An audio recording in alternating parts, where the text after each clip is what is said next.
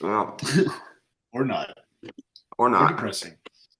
Uh, Katie wants to go out to eat. She said, we're gonna go out to eat for your birthday and you're gonna pay for it.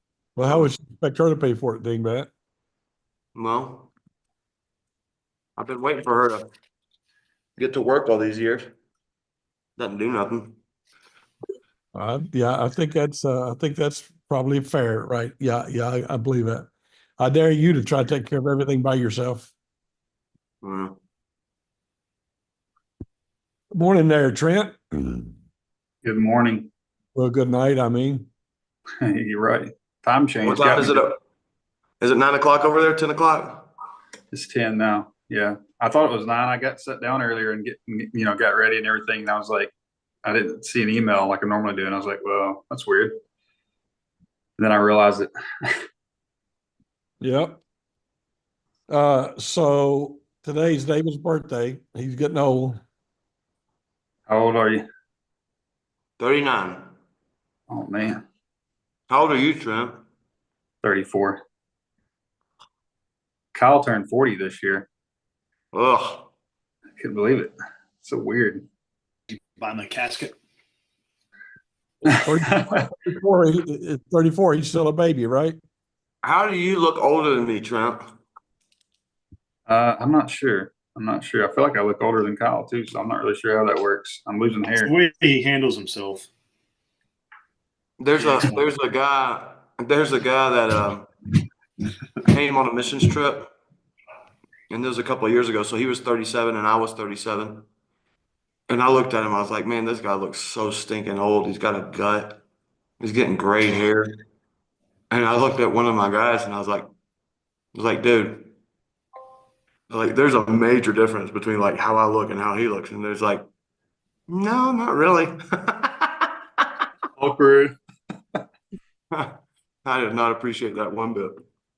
No, but it happened to be true, though, right? I guess. Well, Trent, you want to tell us about your trip? Yeah, it went good. Everything went well. We went to Shanghai first, and we spent 3 days there. Oh, tell us And about Shanghai. what's that? Tell us about Shanghai. What did you find out? Well, I wasn't really there for Shanghai necessarily. It's just the airport is actually in Shanghai. You can't go straight to Suzhou. And I also took the kids to Disneyland, so I How can't was tell it? you much about Shanghai, to be honest. Disneyland was great. I mean, it was walking 10 miles. Is it Disneyland there comparable to Disneyland here? I mean, I've never so it's Disneyland, not Disney World. So it's not as big. And I've never been to Disneyland in the States. I think there's one in California, but it's pretty big. I mean, it's probably the largest Disneyland. Is it modern and nice and clean and Yeah, family? it's like I said. I mean, like when you're there, like that's why I say it's not a very good representation of Shanghai or even China hardly. I mean, it's just so it's like you're entering another world to some degree, other than the people. Um, but it's pretty Americanized. All right, where'd you go from Shanghai? But we went to Suzhou and we were there for 4 days, and it went well. I mean, I did everything really I wanted to do as far as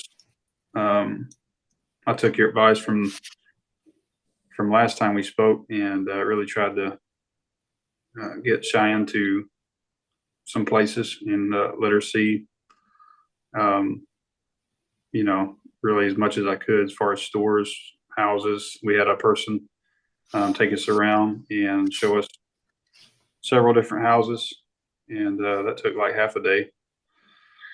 Um, and then, just met up with Austin, and he was able to take us around to some places. Um, and then one day, well, when them Sunday, we went to church with them, so that was good too. Was able to Tell us about let them see. What's that? tell us about the church service.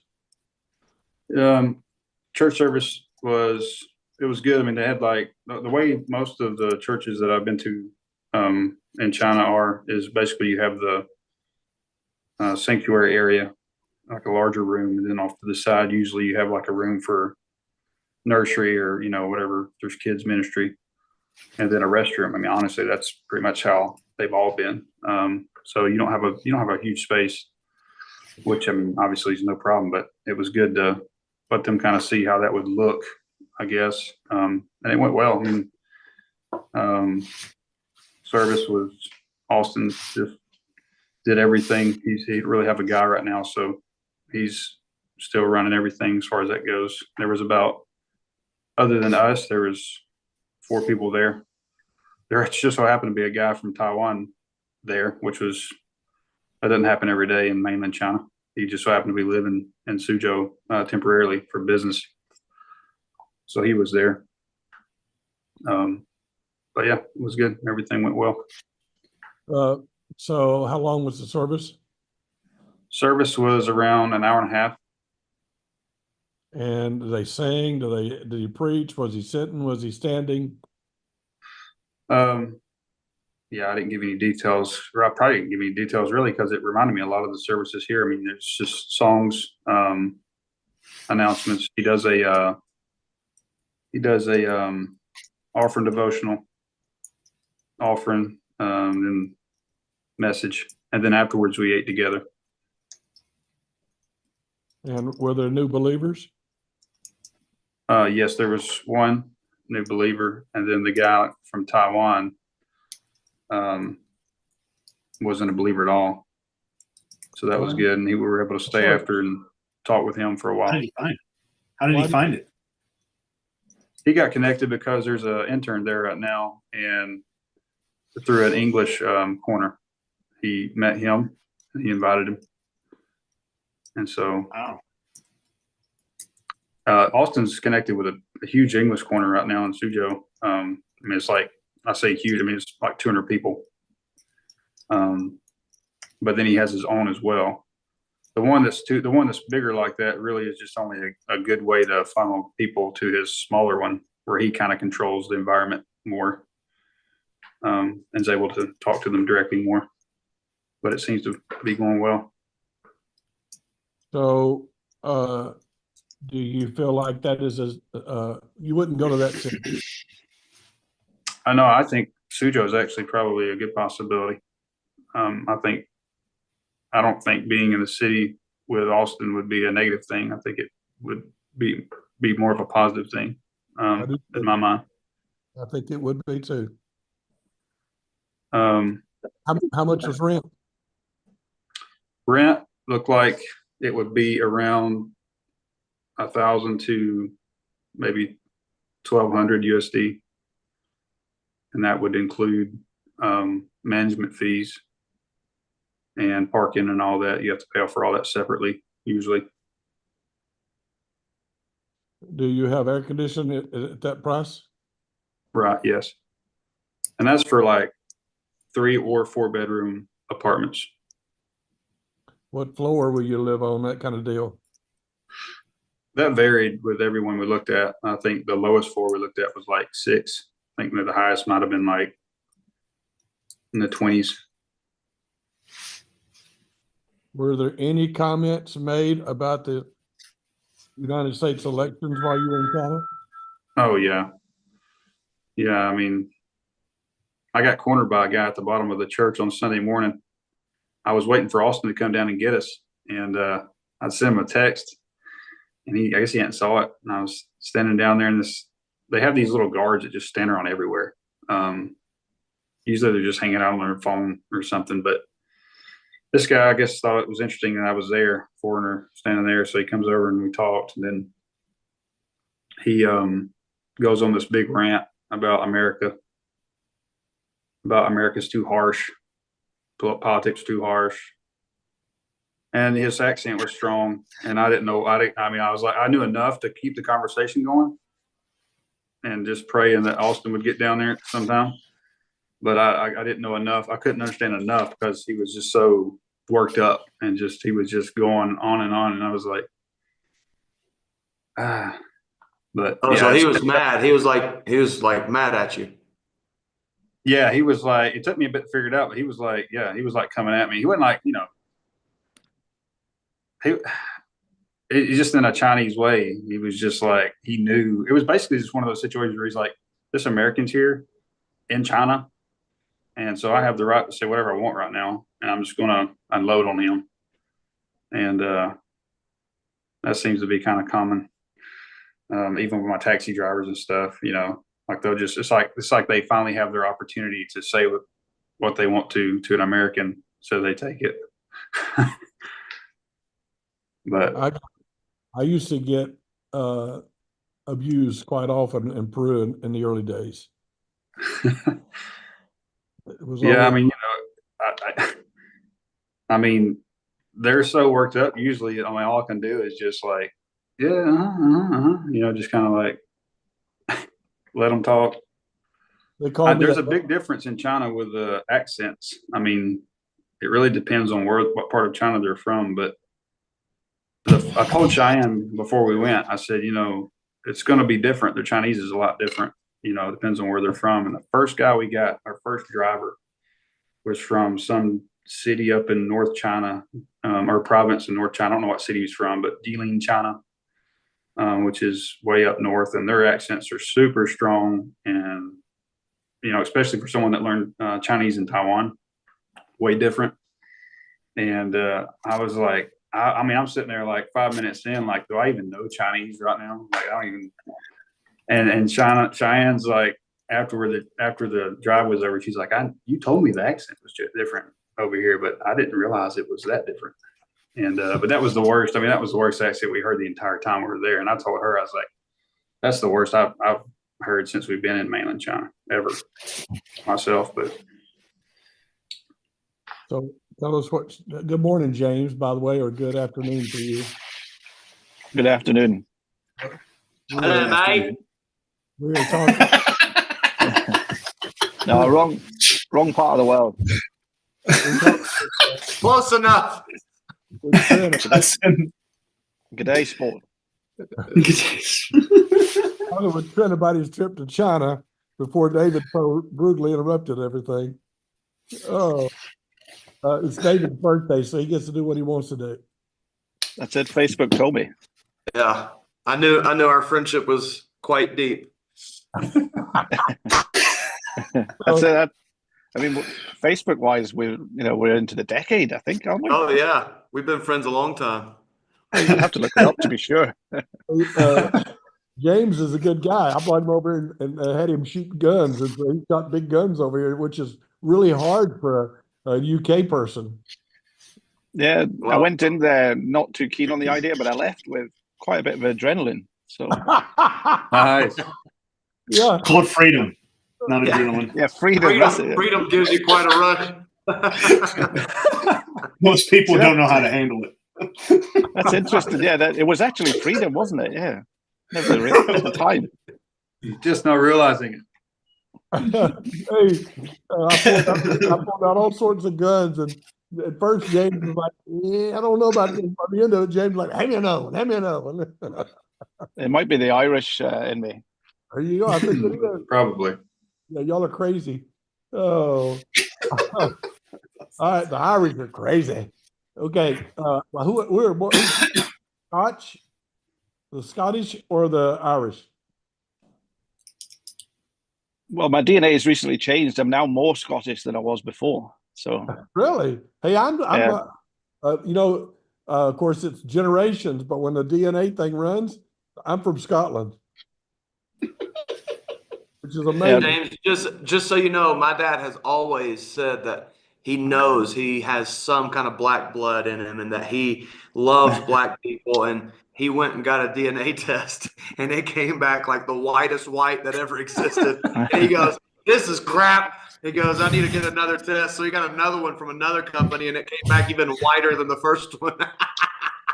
So There's a guy that I used to work for. He's a Sunday school teacher, and he had the second largest Indian powwow in America. He was on like Nickelodeon and everything, and he sold it to a guy that I used to work for during the summer times as a kid, and I'd throw trash. And he sold it to a guy named Tracker, and Tracker was like this big Native American. He had like, sure you can trust the government, ask an Indian, and like he was like had the long ponytail, like straight up Indian.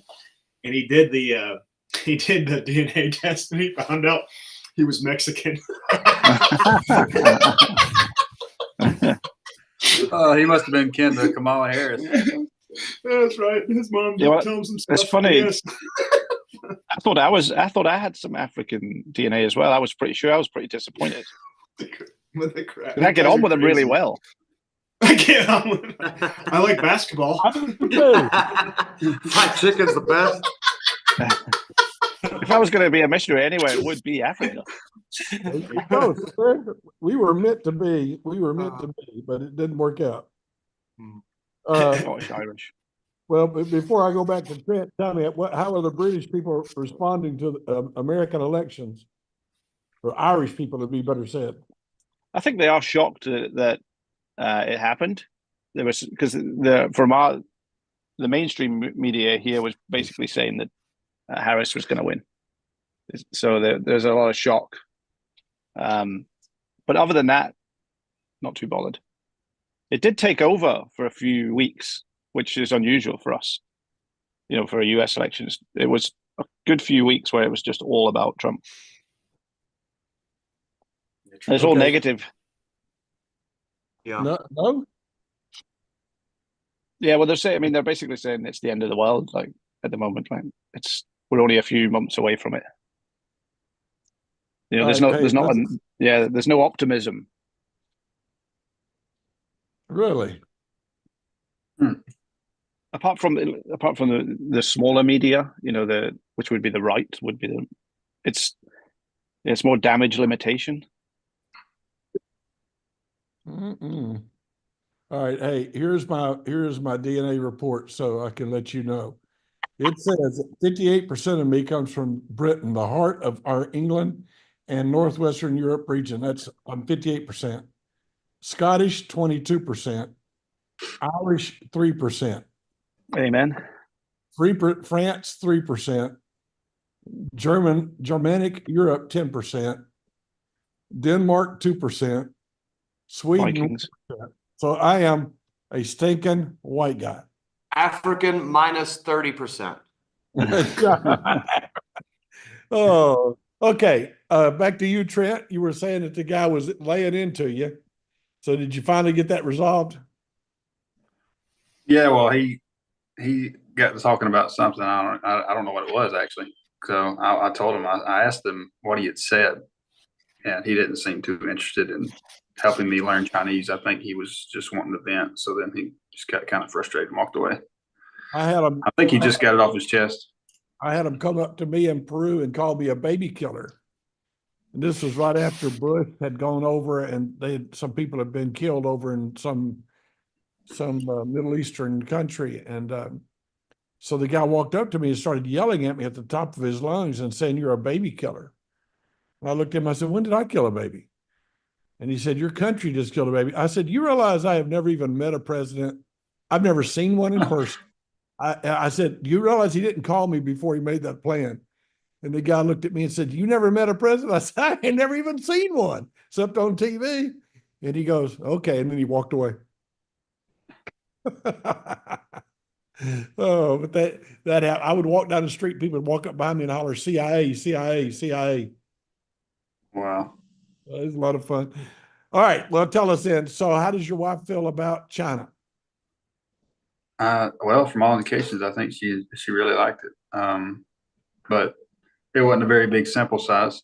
I know the kids liked it, but again, you know, they just, from the 4 days, really, we were in Suzhou. I mean, you're just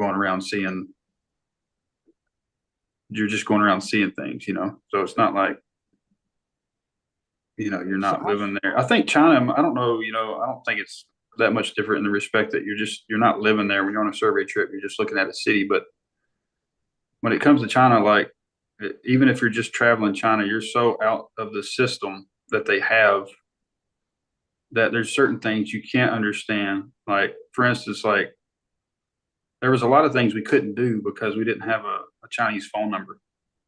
And because everything they do now is through their phones and through just the, what I just call the system. Like, you got to be in so there's like, there were so many, like, we had we had to get 2 taxis every time we went somewhere because we had 6 people and they wouldn't, even though we had kids and they're small, they wouldn't do it. So, and there was no 6-seat taxis available most of the time. Every now and then you could find one. So that's just an example of something that was just kind of troublesome, but you know, it's just not designed. Nothing there is really designed for a family our size. But we're kind of used to that anyway, because it's the same in Taiwan. I mean, that's really the same here. So in that respect, you know, we're kind of used to it, but there's just times where, I mean, even at Disney, for instance, like we left the park to go somewhere and we came back in, and it's like every time we did something like that, there's like 5 workers that had to walk over and handle us just entering the park, just because it was just for them this is the bizarre moment. A family of 6 is coming into the park. You know, look around you, and of course there you see kids, but it's just families of 1 kid, 2 kids max. So that's, like I said, though, I mean, that stuff's kind of normal for us because it's like that here, but yeah, everything. I mean, she seemed to really like Suzhou. I asked her during the trip, you know, kind of trying to fill her out and see what her thoughts were. I think she was just processing everything still. And it's just a big jump from Taiwan to mainland China. It's just such a big place. Taiwan's just such a small island when you're here. You know, it's just totally different feeling. How does Austin feel about you living in the same city? I think he really wants me to come to Suzhou. He hadn't told me that, but he's very adamant that he wants me to know that I'm more than welcome. I think it would be good for you and for him. It's a large enough city. You would have some fellowship, at least on occasion. You'd have massive help because Austin is basically, I think it's almost fair to say he's like Chinese and American skin. Right. And how's his wife doing? She does well. I think she does great. I mean, just because she's Chinese. I mean, she understands. Is she happy? She's happy. I think he made mention to me several times. She's made, you know, I think that being in the States as long as she was had an effect on her some, which I really didn't expect, to be honest. I thought, you know, you're from China, you probably want to go see your family and all, which she did, obviously. I mean, all that's true. But I think regardless, when you're in the States that long, I think for her it had an effect, obviously going back. But she's doing good. Okay, and so before swapping over to James with a couple of questions, what your plans are? You'll come back to the States in, what is it, April or May or something? March. March, and you'll stay through Christmas, Right. and then you will return to Suzhou maybe? Right, that's kind of what I'm thinking at this point. And the city of Suzhou, how large was it? 2 million? Suzhou has 12 million. Whoa, I had no idea. It's a large city. I don't know why they don't have an airport there, really. I mean, I guess because it's so close to Shanghai that, you know, I don't know. I hear they're supposed to be getting one. It's big enough to have one, for sure. I hope so. 12 million, that's as big as Lima. Yeah. It's not a bullet train. It's faster than a bullet train. It's called a maglev, but it goes between Shanghai and Suzhou. So that's how many people every day go back and forth, and it's kind of common, but it's kind of everyone in Suzhou told me, the taxi drivers, they all told me the same thing. They said Suzhou is like Shanghai, except you won't feel the pressure. Like when you live in Shanghai, there's just so much pressure of just the people working all day, every day, and just the daily grind of life pressure, I guess you could say, which there's obviously that pressure regardless anywhere nearly in China because of the educational system and all that. But they all said the same thing. Suzhou is, the lifestyle there is a lot more relaxed. And the people are a bit more laid back. And I kind of sense that there as well. I think that's definitely true. What will be the determining factor of whether or not you'll go to Suzhou? Well, I guess the biggest thing at this point is finding a school that would issue me a visa, which I don't think that's going to be tough. It's just seeing, how they react to my family moving with me on a student visa. Well, you do have Austin to help you there, though. I think that's a plus. Right. The thing right now with China is it seems like like Austin has had, since he's been in Suzhou that I know of, he may have had more, but he's had at least 5 visits to his house. One time they came in his house. He had a camera. He had a camera in his house, and they entered his house when he wasn't there. The police just come and they're just curious, because he's there and they know he's not working there. And so they'll ask him questions, like obviously concerning what he does, and they're just trying to figure out, they're just trying to put it together. They're like, this foreigner's living here and, he's not working in China. He tells us he works online. And how concerned is he about that? He doesn't seem that concerned. I think one thing Austin does great at, and because he's lived there so long, I guess, and he understands, just the government system and all. He seems to know how to answer the questions. He doesn't give too much information, and they don't seem to really dig. It's just like they're just kind of coming around and asking questions. I talked to a guy living in a different province. I guess it was probably 3 months ago, and he told me the exact same thing. He lives in a small village, which that didn't surprise me when he told me that, because the place he lived, I said village. He lives in a city. I think it got 2 million people in the city. And yeah, small area. But his wife's Chinese too, and he told me the exact same thing. He said, "Police come here all the time." He said they just come here to chat. They're just being nosy. So I think it's more of that. I think, obviously if he said something wrong or something, it would be an issue. But I just think as long as you just give them as minimal information as possible and go on. Well, I'd say learn all that you can. You're going to need to know all that. Yeah, well, I would imagine be even more curious with us. 4 kids. Yeah. We were surrounded on the side of the road, every day. And then the kids, whether we spoke Chinese or not, the kids would. And then it was like, at that point, it was over. It was like, 10 plus people all around us wanting to take photos. And yeah, one day, I think it was 20, probably over 20 people around us on the corner of the street. We were just waiting on our taxi to get there, and Cheyenne looked a bit stressed out. You have to help her with that. Some of the missionaries, when I worked with all the missionaries, some of them got extremely bothered by always having their picture taken.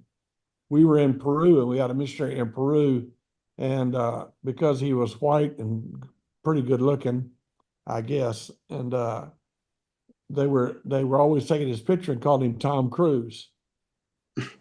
And one day he was in downtown Arequipa, and they were hollering, and a bunch of girls were taking his picture, and he took off running down the street, just agitated, and went and hid in a store and just waited till everybody left, because he was so tired of being called Tom Cruise. It was kind of a weird story, but it really did happen.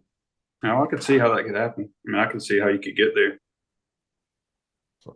There you go. Well, James, we haven't talked to you in a day or two. How you been doing? What's happening with you?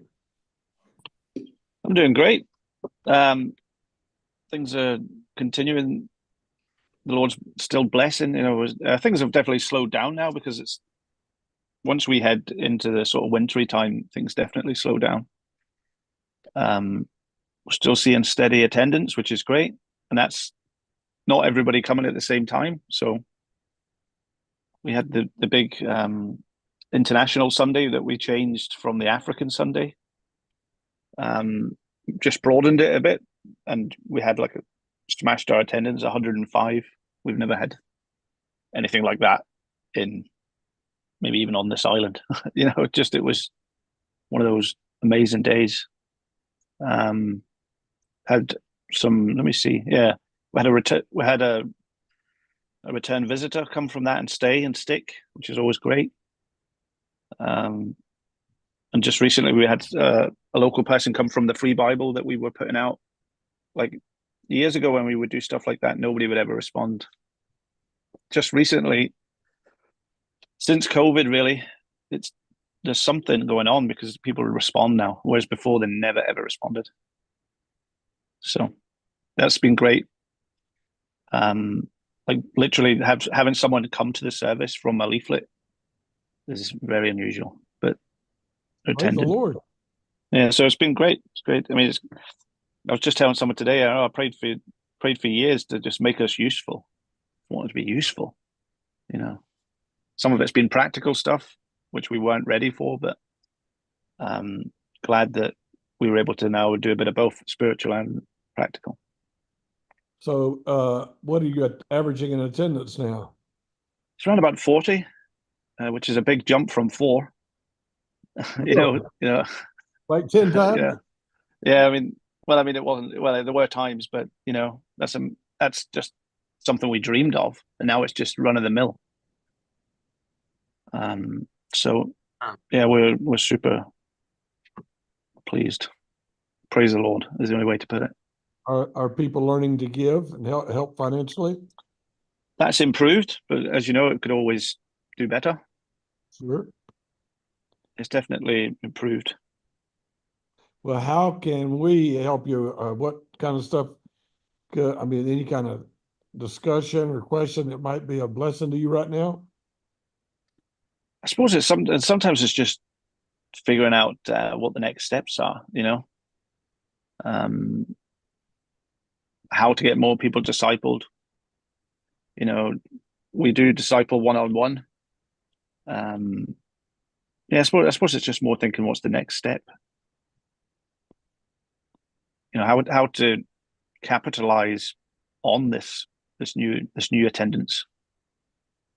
Are most of them African? The bulk of them would be, yeah, and so say 75%. How are the Irish people responding to that many foreigners? Well, thankfully we are blessed. That it's been a pretty smooth situation. There has been, obviously, as you can expect, some hiccups, but no, there's just there's so much love in the fellowship now. It's just it's overwhelming. Like the bond that has happened has really taken over. So there has been. It would be wrong if I said there wasn't some rumblings, but seems like we've gone through that now. Praise the Lord. I am so very happy to see that God is working and moving like this with you. I think it is an answer to long time praying and Amen. And also to your willingness to hold on and not turn back. And I think God is rewarding the trials that you've had to face it has to be discouraging when you had to almost nothing, and now you're trying to find a new building, right? Yeah, well, certainly that's the way we're trying to trying to move, because we recognize that we need to capitalize on this, you know. But one thing that the Africans have taught us, which has been a bit of a shame on us, is that they've taught us to have more faith. You know, they rely on faith way more than what we do. Like, you know, we're more pragmatism. You know, we're more like, oh, well, that's not going to work. They're like, no, we'll pray, we'll believe God. You know, so it's been a real blessing to all of us. Okay, comment, Robert, David, Trent, question, comment for James here? Well, I mean, I'm just excited to hear, honestly, it's very, it was a good birthday gift, to hear. how You're God's welcome. You're working welcome. in Ireland. I think that, you know, the longer I'm in ministry and the longer, you know, I've seen ministry growing up, it just seems like there's this, you know, waiting period where God seems to prove our faithfulness, and just kind of, if you stick through that, you know, tough time, it seems like God blesses on the other end of it. And you know, sometimes those tough times are a year or 2 years or 5 years or 10 or 15 years, and it doesn't seem Mm. a very short time. But it's super encouraging to hear how God's blessing, and how people's hearts are changing, and you know, super encouraged for you about that. Man, I don't know. I think that one of the rules that I live by, or that I try to live by, is never do anything alone. And so if you're going to be doing a one-on-one discipleship, I'd be encouraging you to have somebody with you.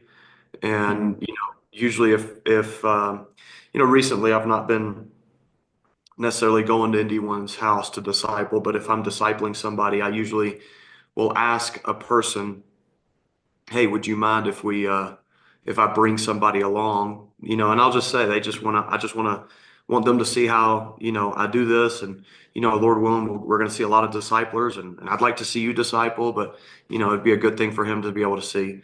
And so I usually, you know, try to bring somebody along, and you know, have a conversation after the discipleship lesson of, what did you see? What did you learn? How did you grow? You know, what do you see different? You know, what questions do you have? And just try to go through it with them. I think that'd be one. I think the other one is to, you know, constantly be encouraging from the pulpit that you know, we are called to make disciples, and you should be discipling too. And, you know, everyone in this church should be going through discipleship, or should be discipled. Should be discipling, either be being discipled or be discipling. And so, you know, I would encourage it from the pulpit often. You know, if you haven't started discipleship, I would encourage you to start discipleship. If you haven't, you know, I would also say, I always try to have a whole lot of fishing lines in the water at the same time.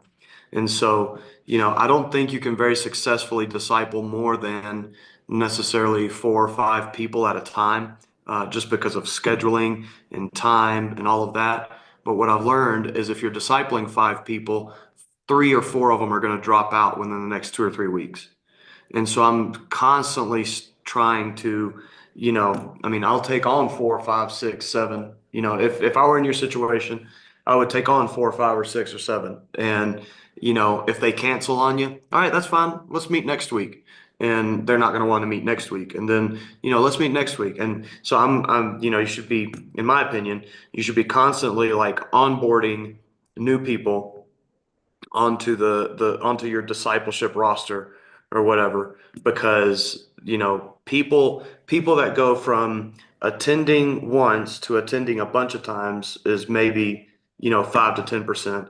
And then people attending more than once to getting saved is maybe 5 or 10%. And then, you know, people getting saved and faithfully going through discipleship and getting baptized is maybe, you know, 5 or 10%. I mean, it really is, in a sense, it is a numbers game.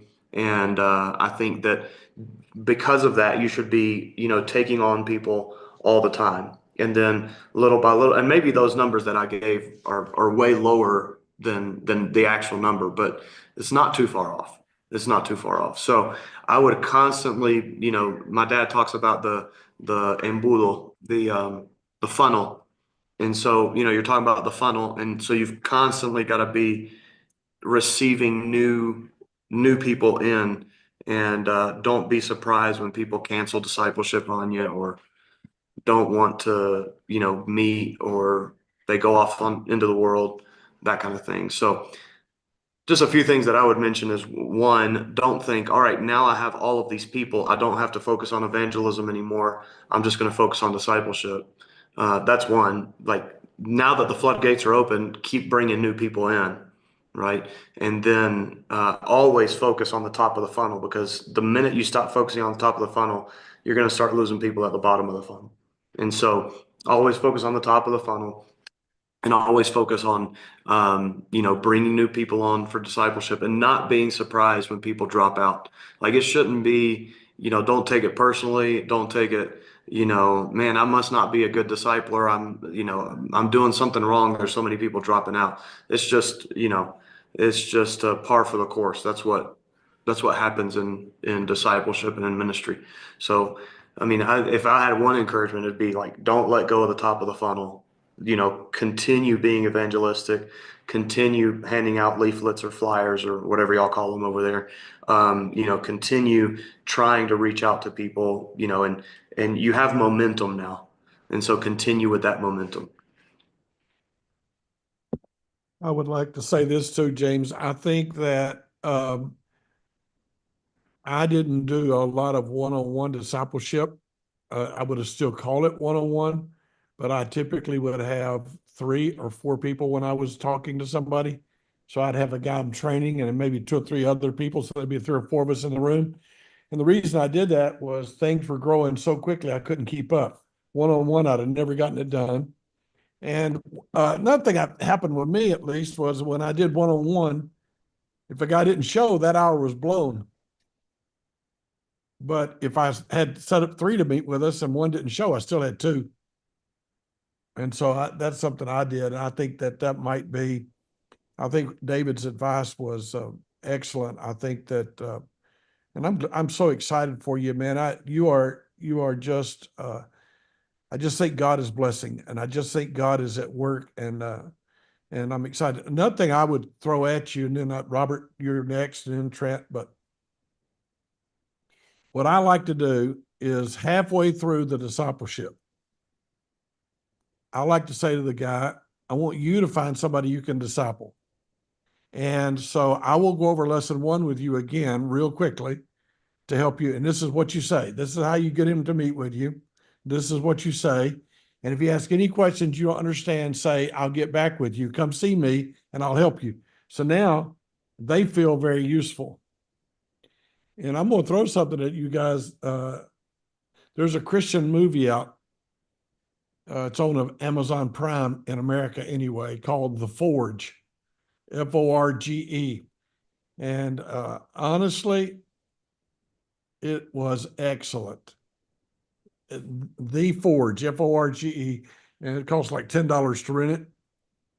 But it was excellent because it is about discipleship. It's about a man who is changing lives by discipleship. And so anyway, I'll throw that at y'all. When you got some time, you're just hanging out with friends. It's a Christian film done by the Kendrick brothers, the same ones that did The War Room. They are making some very good movies. So anyway, something y'all might look at. And all right, Robert. Robert. Hey there. Sorry about that. Hi, James. Can you hear me? Hi. Yeah. Yep. We Sorry got about you. that. Hey, congratulations, 40 people. I tell people everywhere that you have a mega church over there in Londonderry, by the way. That is a mega church. It sounds awesome. I mean, 4 to 40, that's pretty incredible. I don't have anything to say, but I just wanted to ask questions. If you don't mind, I'm just going to ask. So you guys own your own building, right?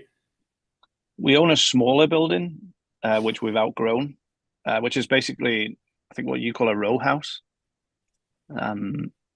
So we use the downstairs for our midweek Bible study. and it has housing above it. There was an original plan for me to try and live above it, which, you know, in the future may still happen, but we hire a hall on a Sunday now. What was that last thing? You said you what on Sunday? We hire, you know, we rent. Yeah, so we rent a hall. Okay. So you guys rent out, so you've outdone your building already. Yeah, so I the mean, big thing is, yeah, like we were. I remember when we were originally looking at that. You know, it was like, what are we going to be like in 5 years? And it was like, well, if we're honest, we're not going to be that any much different. So we, you know, so we didn't go. Now, obviously, on reflection, perhaps we should have had a bit of African faith and maybe went 10 more bigger.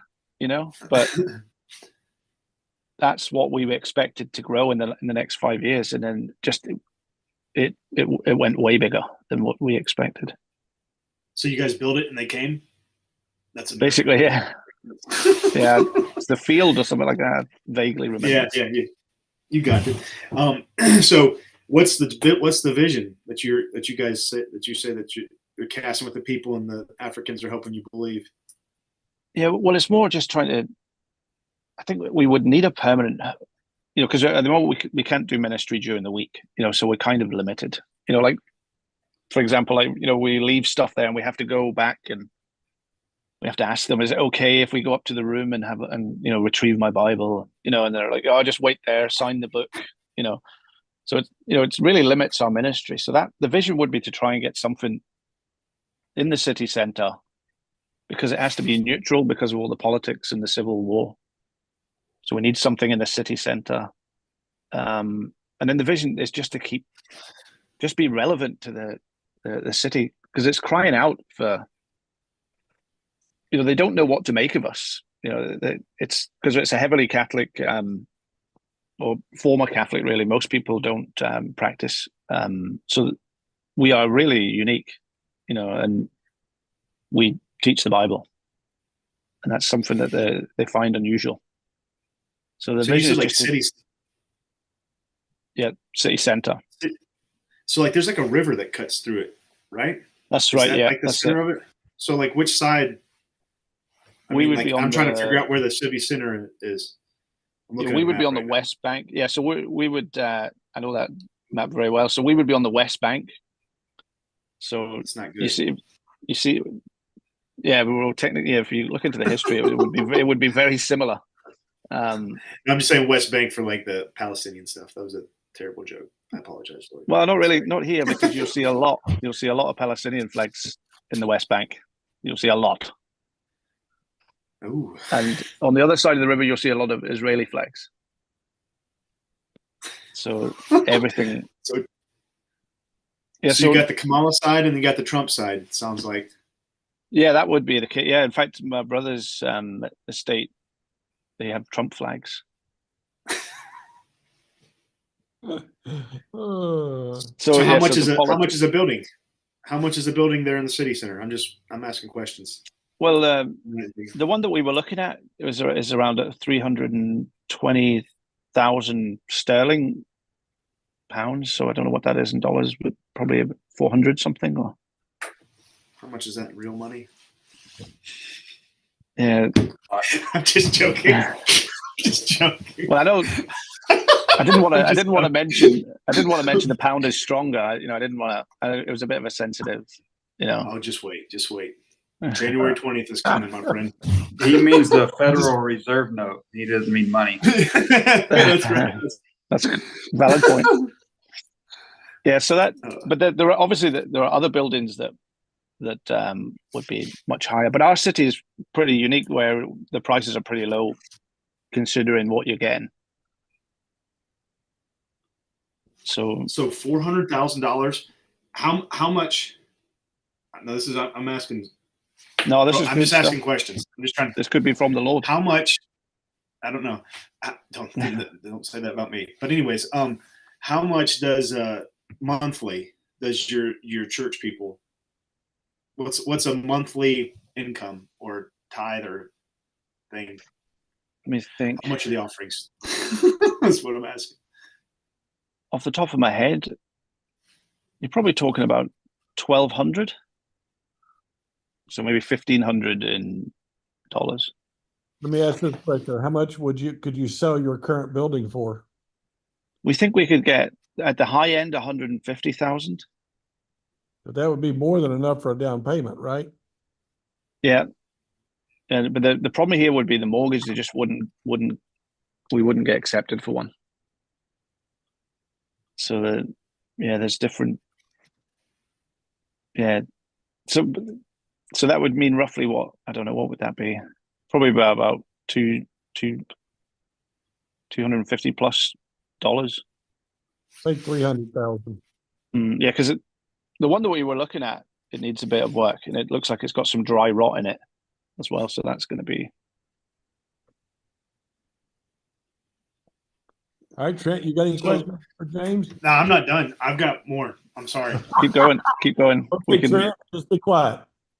Yeah, just so that's $250,000 possibly that you would have to take a mortgage out on. And Yeah. monthly income is $1,500 coming in, Mhm. right? Mhm. The mortgage is more than what. I would think so, possibly. I don't know. Would it be? I mean, I'm just going by the rates here in the States. Mm-hmm. So I mean, Well, that's we've not explored it. things there. Yeah, we explored it here, and they really wouldn't accept us. Gotcha. I gotcha. So, but people are excited though whenever that's one thing I've learned is that people get excited whenever you cast a vision and you Mm-hmm. push something and you have something that's big and it seems like bigger than themselves. So you wanted to keep it right in the middle of the town. There's Yeah, you no would way need- of Yeah, you there's could no go out, sense but of going out. because of the politics of our city, and the history, for us to reach the people we want to reach, which is the West Bank city side people, we need to be there. We need to be on their side. We need, because you could go outside, you could go to across the river, cheaper options, bigger place, but to minister to the people, we need to be on their side, and we also need to be in the city center to allow people from the other community to come. So it's it does handicap us in a little way. Makes sense. I could see your conundrum. Unless we were able to go nearer to the Irish border, then that would maybe, if you were on the outskirts towards the Irish border. Do I could people see that travel? working. The people that come, do they walk or do they drive? Most of them drive, but you would still have a few that are walking. But there's also a little bit of being in the city center. There's a bit of anonymity, so that people don't know where they're going, and opposed to being like in a housing estate or a project, where you're literally right in the center of all the property. So there's a little bit of you don't want to call it secrecy, but the idea of being in the city center is not as public, because there's still a lot of simmering problems here. It's not, people don't know which side you're on. Yeah, that's sort of, it's like neutral ground. That's basically, we have to find someone that's kind of neutral. Interesting. All right, I'm just asking these questions. Thank you. I don't know if I have answers. I'm not the guy that. I know that the payment that you have, if you had $2,500 or $250,000, if you took that out as a note, I think people are going to have to be pushed. Not say pushed, but people are going to have to know that the need is we've got to increase the giving if this is going to work. That's so. That's good to know, because we would have our AGM. I don't know if you do that in the States, but we would have to have an AGM every year, so that when we would bring that stuff up, sort of casting the vision. One thing Brother Gardner always did that I really loved is he tried to have monthly men's meeting where they went over the finances, and he would have the men in the meeting, and he would tell them, he would have somebody else tell them what the current things going on. This is how much money we took in. This is how much money expenses. That way the men saw it. And if they ever had anything to vote on, Brother Gardner would always put it up there, and he would say, this is what needs to be voted on. I thought that was extremely wise because first of all, it let them know that he was separate from the funds, and the guys knew that, and the guys trusted John Pearson. He was the treasurer, and so he could just tell them this is what's going on. But then when it came to like vision stuff, he was putting that out there. I thought that was extremely wise leadership. It showed a little bit of separation, and it also showed that I guess there was a what do you call it? A unity of going forward in that. So yeah, I think I'm praying for I appreciate that because that's the main thing. You know, it's at the moment it's more now. I'm thinking like we just did the feeding the 5,000, and I don't know if it's just because I did that or it's like, you know, bring what you have, bring your fishes and bring your loaves, and let me do the rest. You know, that's why I'm sort of like, is now the time to just go all out, or is it time to wait? You know, I need an answer to that prayer. that's between you and the Lord, though. That's what I would think.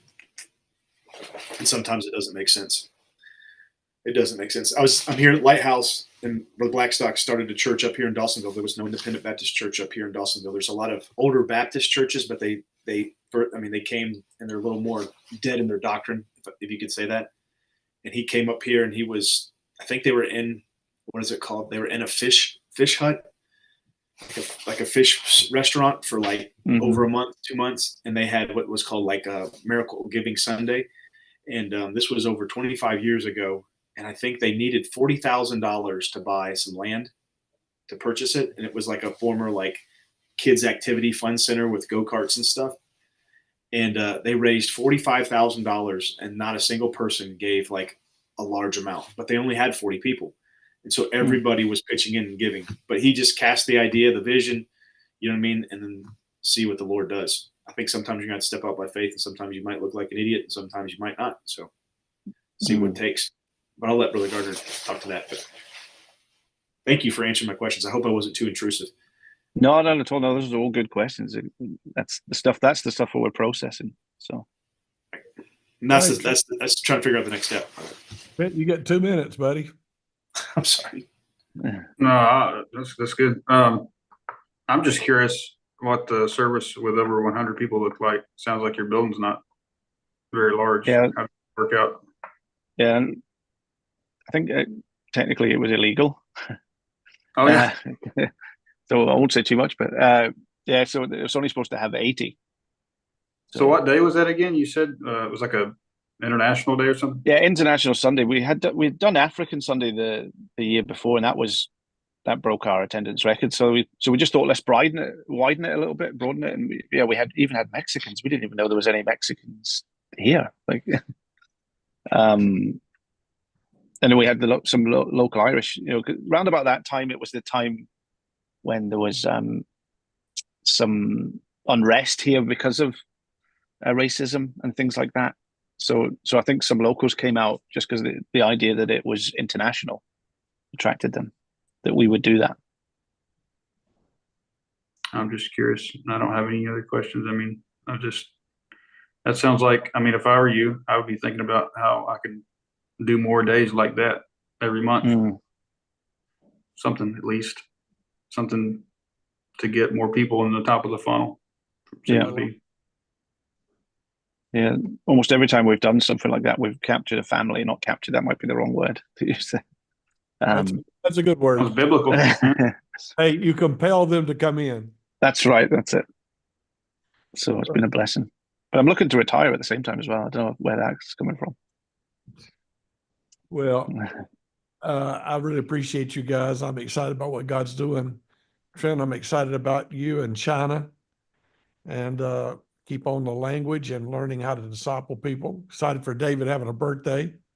Excited for how God's using James. Not excited about anything for Robert, but I sure enjoyed spending some time with you guys, and look forward to doing it in a couple of weeks. Amen. God bless you all. Yep. Happy birthday. Thank you, gentlemen. And James, I'll be praying for your church, and that God will give you the wisdom. I'd just like to add, maybe consider going to 2 services at some point, you know, and making people uncomfortable. That's a way to that's a way to Mhm. continue growing as a church without having to share in the expenses, and that might change some things, but Mhm. you know, that might be an opportunity, and that creates a lot of excitement when somebody goes, man, we're so big, we got to have two services, you know, and Amen. so that might be something to consider. But I'll be praying Amen. for you guys and hoping that it goes well, and y'all pray for me. I'm about to go preach chapel. Amen. God bless you all. God bless y'all. See you later. Sounds Bye-bye. Bye bye.